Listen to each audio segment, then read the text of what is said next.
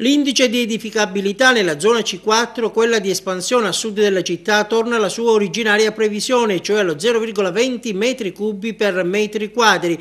Lo ha deciso il Consiglio di Giustizia Amministrativa, al quale il Comune di Agrigento si è rivolto contro la decisione assunta dalla Regione, che aveva ridotto questo importante parametro portandolo allo 0,04, prescrizione assieme ad altre meno rilevanti che era stata imposta dall'assessorato all'atto dell'approvazione del 2009 del piano regolatore generale e del regolamento edilizio, strumenti adottati da Aula Sollano. Una battaglia vinta allora per l'amministrazione comunale, per la quale potranno tirare un grande sospiro di sollievo quanti sono pronti a costruire nella zona C4. Parliamo, per intenderci, del versante Villaggio Mosè Cannatello, zona destinata ad accogliere, secondo la previsione del PRG, un insediamento di oltre 3.200 abitanti attraverso la realizzazione di case unifamiliari con orto su lotti aventi una estensione massima pari a 2.000 metri quadri. È un fatto assolutamente significativo che va a sbloccare, per esempio, un'area abbastanza vasta e ritenuta di espansione della città relativa appunto a tutte le zone C4,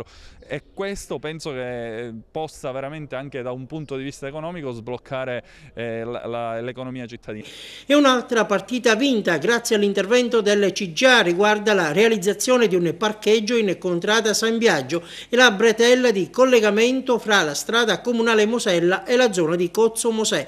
Anche queste infrastrutture sono salve, rimosse le prescrizioni della Regione. La presa di posizione del Comune di Agrigento ha quindi rimesso le cose a posto. Alla base dell'accoglimento del ricorso, spiegano i difensori dell'amministrazione di Palazzo dei Giganti, gli avvocati Gabriele Giglio e Guido Sinatra, il tardivo intervento dell'assessorato al territorio e ambiente rispetto ai termini normativi. Le prescrizioni in buona sostanza sono state ritenute illegittime. Adesso si attende l'adozione del decreto del Presidente della Regione, con la quale verranno meno tutte le modifiche apposte in sede regionale allo strumento urbanistico, che acquisirà così la sua piena efficacia per come era stato adottato dal Consiglio Comunale di Agrigento.